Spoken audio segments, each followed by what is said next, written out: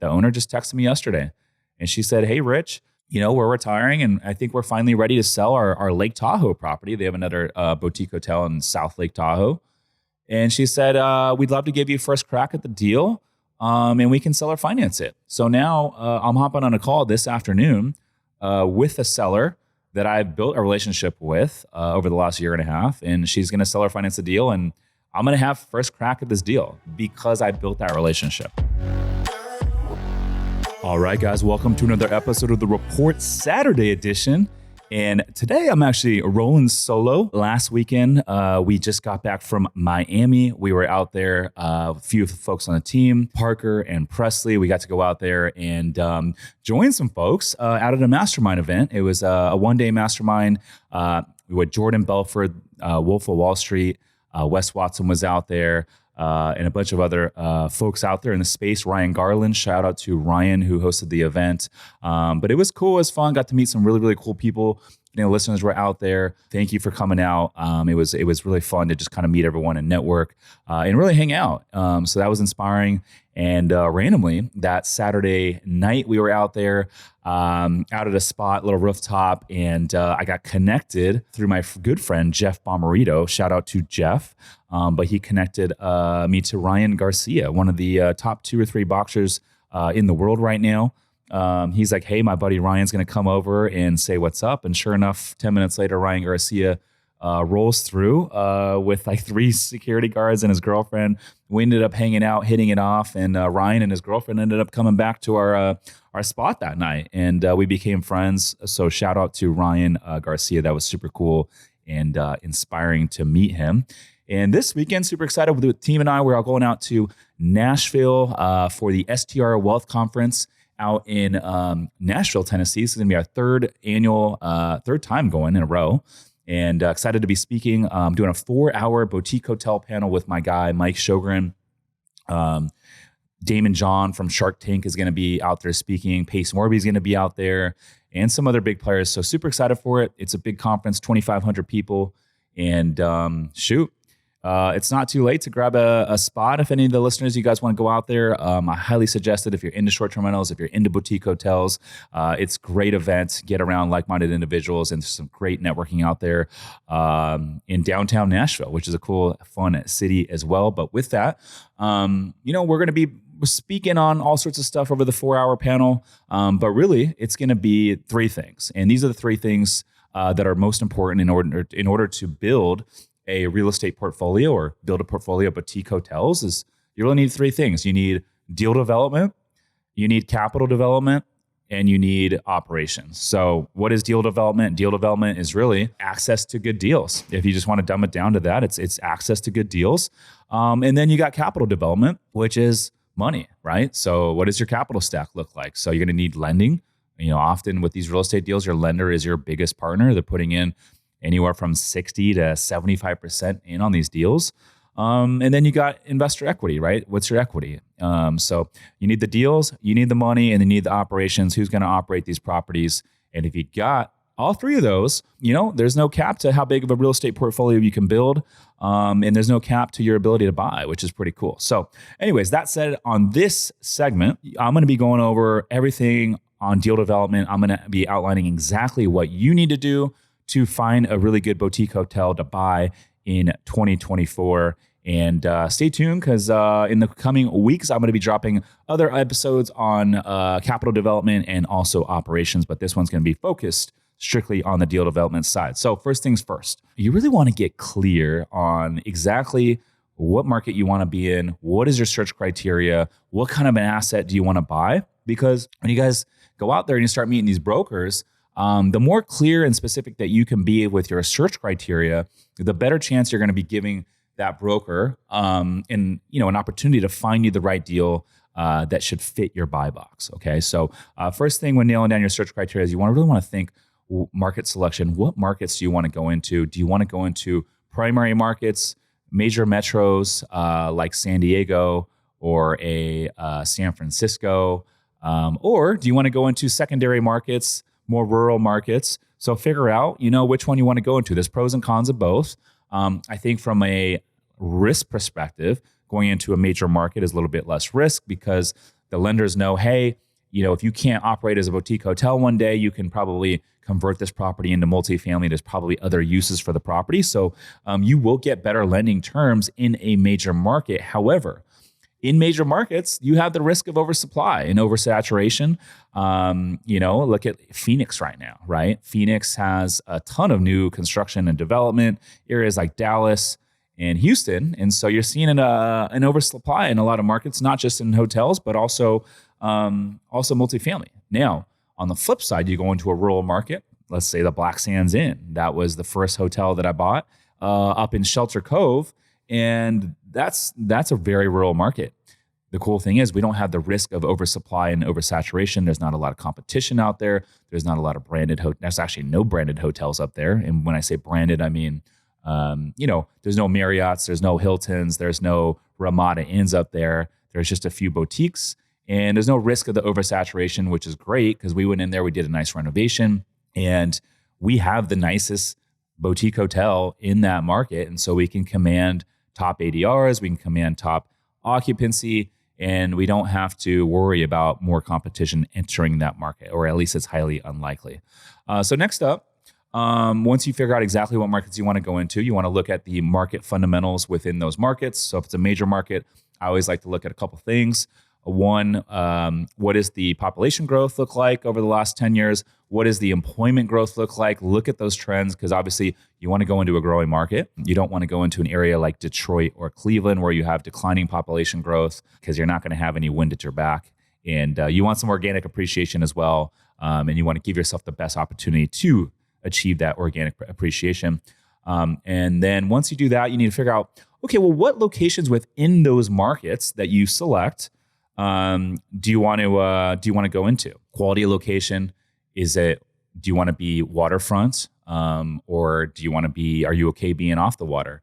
Or maybe you're looking at areas near national parks. But the reason I say this, and the reason this is important, is because, location is everything. So if you're going to go in and buy a boutique hotel, we know we don't want to be in an area where, on the block, you got pawn shops and liquor stores surrounding the hotel. If I do a nice renovation on that type of property, no matter how nice I make the property, I know the guests are not going to want to pay a high ADR to stay at a property, no matter how nice it is, because it's in a bad location. So for us, we like well-located assets within the markets. So, if it's not a beachfront or waterfront market, well, maybe you find the best streets or best parts of that market to be in. So, for example, if there's a downtown area that's walkable and that's where all the restaurants and nightlife and coffee shops are, well, we know having a boutique hotel like right off of that main drag is probably going to command higher ADRs and that sort of thing. So think about where you want to be location-wise within those markets.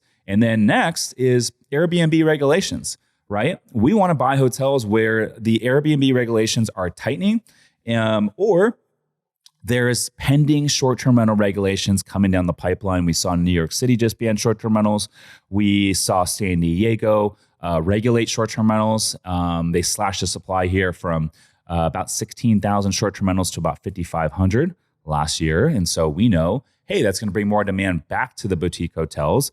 And so, traditionally in real estate investing, long-term rentals, apartment investing, you hear a lot of investors say, oh, I want to go into landlord-friendly states such as Texas and Florida. I don't want to worry about the squatters, and it could take 9 months to get a tenant out. Well, with boutique hotels, we almost think opposite, because we want to go into areas that have tightening short-term rental regulations, a lot of bureaucracy, and those tend to be blue states, more liberal areas that have the bureaucracy and the red tape. And so we're kind of looking a little bit the other direction versus the standard stuff. So we like areas in California, coastal stuff. They have tightening short-term rental regulations because we know it bodes well for the boutique hotels and it creates a little bit less competition. Okay, so once you have that kind of dialed in, your market analysis, what markets you want to go into, what locations within those markets, the next thing you want to do is figure out the components of the deal. So value add strategies, right? So do you want to buy a property that has a lot of value add components? I know for us, we do. We want to, buy at a discount. We want to be able to add tremendous value, because that's where we're increasing and really juicing the returns for our investors. So ways to add value. Is it through renovations? Is it through marketing? Is it through good operations? So figure out what that's going to look like. And then also, do you want to find deals that have seller financing opportunities? I know for us, it's not a must because we got some good lending options. However, if we can find a deal that has good seller financing available, that's always a bonus. It's quicker to close, shortens up timelines. You can negotiate your own terms, your own financing, your own pricing, which is, it's unique, but it also makes the deal that much more appealing for you and also for your investors. And then the last thing you really want to get clear on is the unit size. Okay, so how many units do you want to buy? For us, minimum 10 units. Anything smaller than that, it's a little bit challenging to get the economies to scale from an operations standpoint. So we like at least 10 plus, ideally a little bit more than that. And then we'll look up to about 50 units. The reason we don't look more than that is because now it takes away our competitive advantage, which is operating these deals remotely, free of the on-site management. And then next is you got to get clear on your ability to buy. Okay, so from a minimum and maximum perspective, how much capital do you think you can raise, right? Is this going to be your first capital raise? If that is the case, well, get clear on, who all your contacts are in your network. Write down, all the names that you have in your phone book. Write down all the people that you are close with. Go on Instagram, see all the people you're following, put them in an Excel sheet, start reaching out to them and have conversations with them and let them know what you're up to. And, when you reach out to these folks, never tell them on the first reach out, what you're looking for. Just reach out organically and say, hey, Mike, long time no talk. How's everything going? And strike up genuine conversations with these folks. And then when they ask you what you're up to, then tell them, hey, I'm buying boutique hotels now. I'm buying apartment buildings right now. And I have investment opportunities for partners, and you can get cash flow and tax benefits and that sort of thing, and see if they have any interest. And you'd be surprised how many folks don't even realize that this is an opportunity that they could participate in. Start there and figure out exactly how much money you think you could raise. And if you can't raise a ton, maybe you partner with someone that can raise money and you go and find the deal. But anyways, get clear on your ability to buy from a minimum and maximum perspective. For us, we're looking 2 to 10 million. The reason we don't look more than 10 million is because now we're talking institutional, more institutional type of a seller, and more institutional type of a buyer as well from like the competition standpoint. So we're looking 2 to 10 million. And then lastly is you want to get clear on your lending. Who's going to be your lender if there's no seller financing opportunities? So, reach out, meet some lenders, get clear on what your lending looks like. So that way, when you start meeting these brokers, you can relay to them exactly what you're looking for. You can tell them that your lending's lined up, and you can just have a really defined search criteria. It makes them trust you, but it also, they will take you a lot more seriously if you can do these things. So before you find a deal, you really want to get clear on these markets and which brokers are the top brokers in these markets, and you want to start building these relationships with these brokers. So we use CoStar, and so you can go on CoStar and you can pull up different markets in the hospitality space. Let's just say 50 units and under, and then you can pull up all the brokers, and it will show you which brokers had the most transactions of hotels in the market over the last 5 years, 10 years, 15 years. And we'll start with those brokers because we know they have the most deal flow and the most experience and know the most owners, and just start picking up the phone and calling them. Hey, my name's Rich. I'm a boutique hotel investor out of San Diego. We're buying boutique hotels between $2 and $10 million. I was wondering if you had a few minutes to go over some of our search criteria and get to know each other. Boom. There you go. Now you start chatting with the broker, establish that relationship, build the rapport, tell them exactly what you're looking for, give them the confidence that you have the ability to close should you find the right deal. And then from there, start building out your list. Go into all these markets, start meeting all the brokers, and put them into your list, put them into a CRM, and start pinging them every couple weeks. Hey, happy Monday, Mike, just checking in, wondering if you have any deals that are in your pipeline that might fit our criteria. As a reminder, this is what we're looking for. What are the chances you have something that you're working on that might fit? And you'd be surprised. A lot of this stuff is right place, right time. And that's really how you find the deals. And then direct to seller is also cool too. There was a owner actually next to the Black Sands Inn. It's the Ocean Front Inn up in Shelter Cove. And I've been working on this relationship since we bought that property a year and a half ago. And the owner just texted me yesterday, and she said, "Hey, Rich, we're retiring, and I think we're finally ready to sell our Lake Tahoe property. They have another boutique hotel in South Lake Tahoe.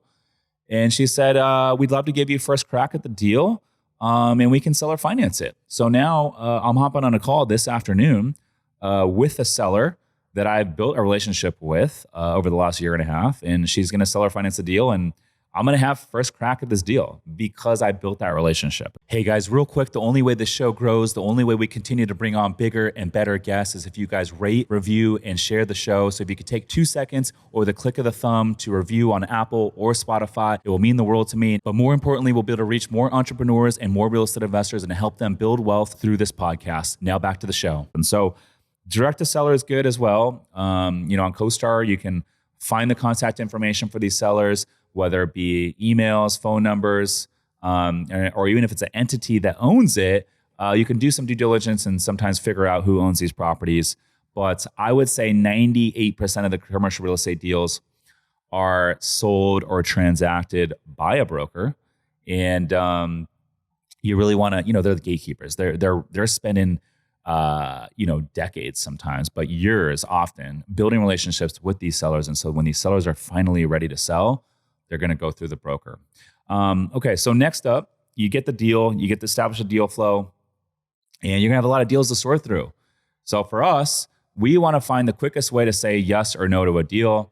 The maybes are going to take a lot of time, so try to get to a quick yes or no. The first thing I try to do is I'll pull up the deal, and I'll do a Google Street View. I want to see, what does this property look like? What does this hotel look like? And from an exterior standpoint, and I also like to go around the block. Is this thing surrounded by liquor stores and pawn stores, or is it like in a really good neighborhood? Does it have a Starbucks and a Whole Foods and like nicer amenities? Is it on the beach? That sort of thing. Once I establish the neighborhood, I like to look at the front of the property, see what it looks like. And yes, these hotels are going to need some renovations. Otherwise, we wouldn't be picking them up at a discount. But you got to look at the exterior of the property and realize, is this property, after I do a nice renovation, improve the aesthetics of the exterior, is it going to be a trophy-looking asset? Is it going to look like a nice boutique hotel?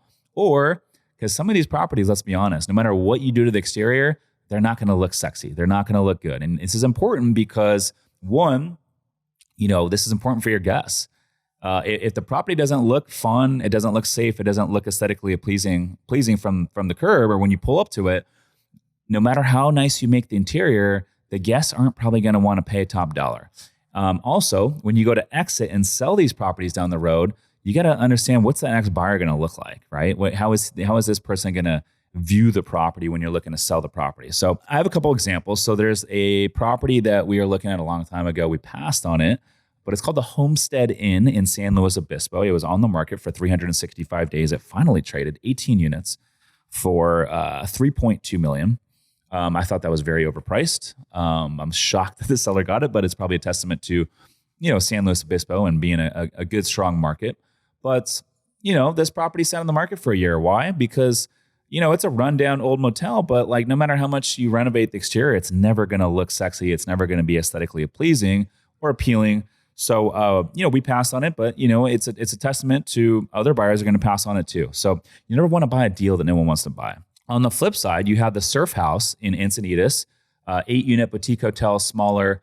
A group bought it back in like 2015, I want to say, and it was run down. It was tired. It had deferred maintenance, and but they did a great job with the renovation. And this property, you can visualize it, you can see it, and it looks really good. And that thing is cranking.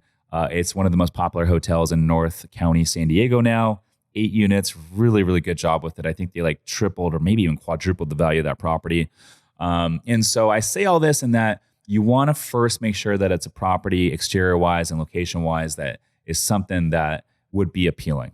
Once you establish that, then you can move on to the next component. The next thing I like to do is I like to look at the sales comps. So we go on CoStar and figure out the pricing guidance of the deal, the subject property, and then go and look at all the sales comps and determine, where does this pricing guidance of the subject property fall in line with the sales comps? If it's high, okay, I know that this is probably not a deal that I need to move fast on. Doesn't mean I won't submit an offer on it at a number that makes sense. But it's also not a deal that I'm going to prioritize over other deals that hit my desk that might have a good pricing guidance. Now, on the flip side, if the pricing guidance is very, very competitive, let's say it's discounted and it's at the bottom of the comp set. When I say comp set, I mean the local sales of surrounding properties in that area, local hotels. You can find all that stuff on CoStar, and it'll tell you exactly what all these other hotels in the area traded for and when on a price per door basis. And you pick your best comps and figure out what that set looks like. If it's a rural market, well, and there's not a lot of boutique hotels, expand out. Find some other rural similar markets that are 20 miles away, 30 miles away that have similar hotels that have traded in the last few years, and figure out what those properties traded for, because that's exactly what their appraiser is going to do. Now, once you figure out the comp set, you want to get on the phone with the broker and really figure out what's the story of the deal. I always ask the broker, tell me the story of the deal. Why is the seller selling? And you want to figure out what are the value add components of this deal. Does it require a light renovation, heavy renovation? Why is it underperforming? Is it because of technology? Is it because of poor management? Is it because of poor marketing? Is it because of any other deficiencies? And then I always ask the brokers, what deferred maintenance or expensive CapEx items are going to be, replacing not replacing, but nearing the end of their life cycle, or things need to be replaced on the property that I should be aware of. And that's the opportunity for the broker or the seller to let you know, hey, the roofs need to be replaced, or the HVAC units need to be replaced. And so you got to price that into your offer when you guys come up with an offer, should you move forward on the property. And then you want to continue to qualify the deal. Okay, what is the best lending? What's the ideal lending for this particular deal? So, obviously if you guys go buy a stabilized property that doesn't have any value add components from like a renovation standpoint, at least, well, we know that property you probably want to get permanent financing, right? Or seller financing. If you do those things, you're going to get the best pricing, the best terms with the permanent financing, but you're not going to get renovation money. So, flip side, if you got a deal that requires a heavy renovation, well, in that case, we know we want to probably get some bridge financing, because they're going to finance a portion of our renovation capital. You're going to get better leverage, which is going to juice the returns. Or is the seller willing to finance it? If that's the case, maybe that's the play, or maybe you do a combination of both. And then next up, you want to really underwrite the deal. So what are the assumptions? So get the ADR assumptions, average daily rate. And again, you can find all this stuff on CoStar. You can use AirDNA, but we like to use both, more heavily on CoStar.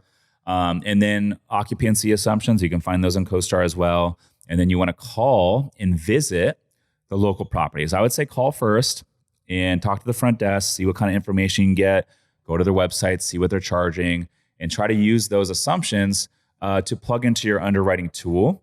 And once you get these deals kind of under contract, you're more in the due diligence phase, and you're like, okay, we're really going to buy this thing. That's when you want to go to the property and the market and walk all these other comps and literally go through them, tour the hotel rooms of the surrounding properties, see what their finishes look like versus what you're going to do to your subject property, and really dial on your underwriting that way. And then you want to get clear, okay, what's the business plan going to be?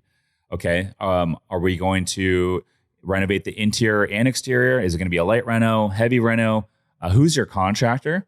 Who's your designer going to be? The brander? Are you going to hire a brander?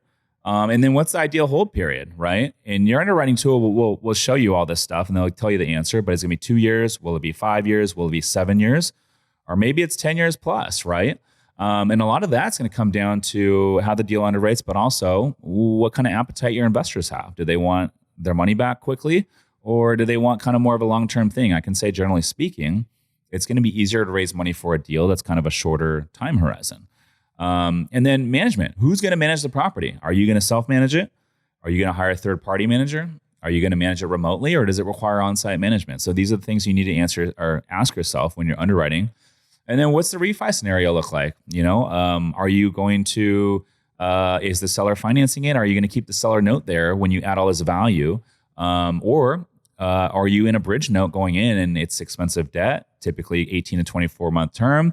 You'll have to refi within 24 months. So these are things you need to ask yourself. And then what's your refi cap rate assumption? We like to, underwrite to a more conservative cap rate.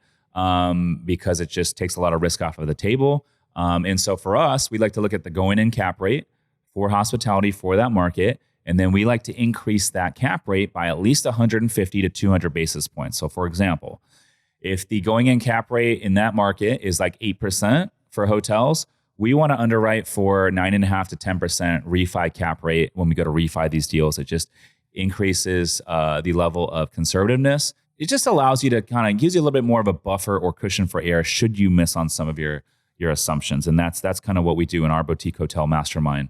Next up, you want to set up your GP LLC structure and kind of figure out exactly what that's going to look like. Get clear on your splits. So will there be multiple GPs? So will you be partnering?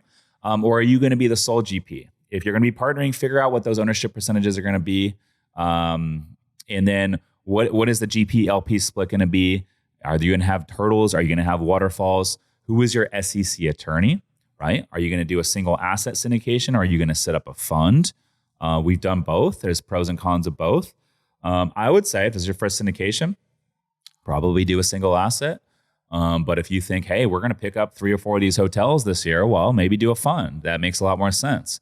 So get clear on all that. Talk to your SEC attorney early on in this buying process and that sort of thing. Back to the underwriting of the deal. So we have a really cool hotel analyzer that we've spent hours and hours with our developer, just custom building and that sort of thing, specific to boutique hotels. But this thing's in depth, and so the main components you want to look at is the renovation period. How long is it going to take for you to renovate? How many units are you going to renovate per month? What's your operational expenses going to look like while you're, in renovation phase and you're stabilizing the property? And then, what is your ADR, occupancy assumptions, post-stabilization? What's your refi cap rate? What's your exit cap rate? How much equity you're going to need to raise? And what's the return profile going to look like? We know for us, our investors are looking for a 15 to 20% IRR or, average annualized return. And we want at least a 10% cash on cash return, right? Post stabilization. So that's kind of what we're looking for. And that's kind of what we underwrite these deals based on investor returns. Next you want to look at the overall return profile based on the hold period. Okay, what are the GPs going to make over the hold period? What are the investors going to make over the hold period? What is their equity multiple and that sort of thing? If it all checks the box and if it's a deal that you want to move forward on, then you submit an LOI. That's the next step, right? So you submit an LOI on these deals. A letter of intent. And this is like an offer. Like in the residential space, you just submit an offer through an agent. But in the commercial real estate space, you just submit a letter of intent to either the seller or to the broker. And it's a non-legally binding, just usually 1 to 2 pages. Ours is 2 pages. But basically just says, hey, like this is a little bit about us, what we do. This is the price that we're willing to pay for the property. Here are the terms. Are we looking for seller financing? This is what our due diligence is going to look like. Typically, it's going to be 30 days. We'll close another 30 days after that. And you just kind of outline the high level like numbers and terms of your offer.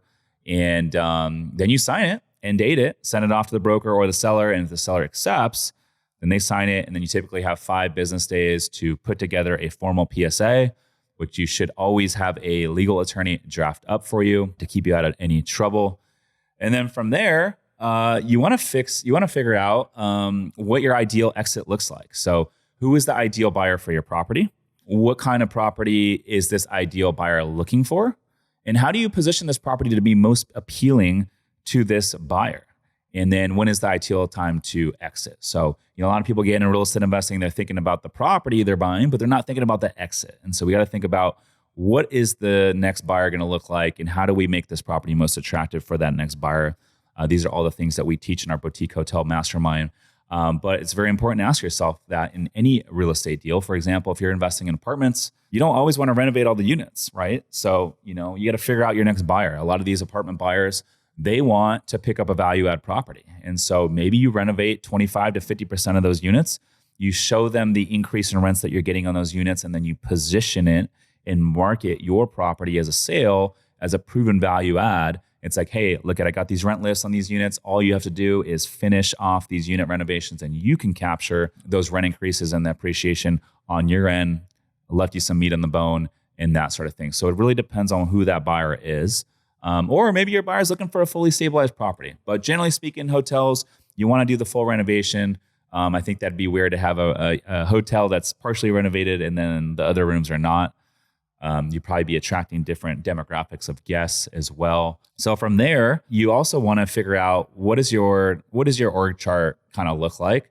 Capital raising, all that sort of thing. I'm gonna do that on another episode. I'm gonna get into capital stack and capital development and that sort of thing. And we get deep into raising capital and what that looks like. But high level, with your SEC attorney, you also want to figure out pretty early on, what's your org chart going to look like? What kind of entities, LLCs are you going to need to structure from a asset protection standpoint, from a liability standpoint? You should always have a holding LLC in Wyoming, Delaware, or Nevada. It just adds multiple layers of protection and that sort of thing. But I say all this and that you guys should always get with your SEC attorney early and often. They're going to be keeping you out of trouble. So you can continue to do more deals, which is the important parts. Anyways, I think this concludes this episode of the Saturday edition. For the folks out there that are interested in taking their game to the next level, they're interested in the accountability group, the support group, partnership opportunities. We have a really, really awesome thing going with our boutique hotel mastermind. We got about 24 members now, 13 hotels owned. We got 2 more under contract. We are hosting our first annual in-person retreat exclusive to the mastermind members down in Cabo San Lucas next month in March. So super excited for that. But that said, just a bunch of like-minded individuals. It's been a really, really awesome group. And, I'm inspired by our group, but it's been great. If you are interested and you're serious about buying a boutique hotel in 2024 and taking advantage of the 40 million retiring baby boomers in the boutique hotel space this year, you can go to summerscapital.com/mastermind to book a free call with our team. Again, that's summerscapital.com/mastermind to book a free call to see if it'd be a good fit for you. Anyways, this concludes this edition of the Saturday edition episode. Listeners, thanks for tuning in. We'll see you in the next one. Peace.